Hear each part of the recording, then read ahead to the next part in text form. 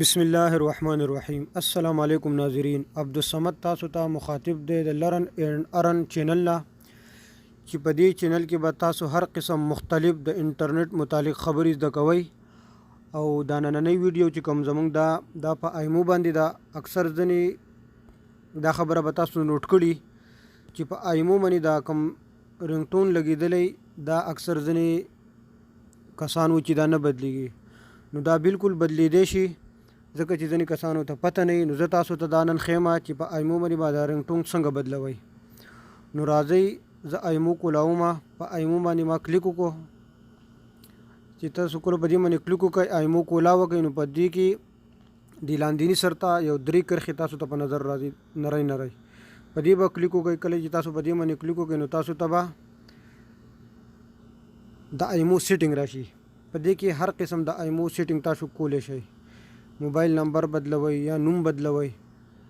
نو په دې لومبني سر باندې چې کوم د سیټینګ دا لفظ لیکلی په دې به کلیک وکړئ.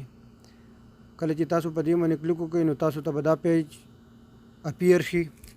په دې کې بیا تاسو نوټیفیکیشن دی، فنکشن دی، پرایویسی دا، جنرل دی، اباؤټ اس. نو تاسو په دې لومبني نوټیفیکیشن لفظ باندې کلیک وکړئ. په دغه اپشن چې تاسو کلیک کلو کو نو بیا به سکرول ډاون شي، په ښکته به راشئ او دلته تاسو لیدی شئ کال سیټینګ. په کال سیټینګ کې تاسو لاندې رنګټون په دې باندې به کلیک وکړئ.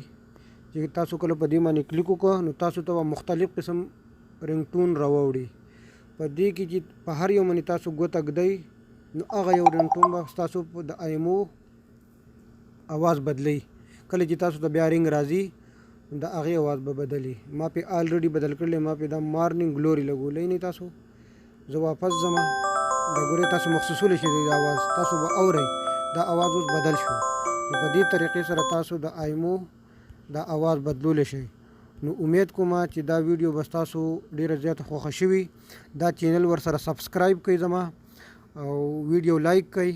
او کله چې دا سور بټن تاسو ووهئ نو د دې سره په دې خوا کې د بیل آیکان تاسو ته په نظر راځي، هغه سره هم پریس کړئ. نو کله چې زه بیا هم یو ویډیو اپلوډ کوم نو د هغې نوټیفیکیشن به تاسو ته په وخت باندې در رسي. او والسلام.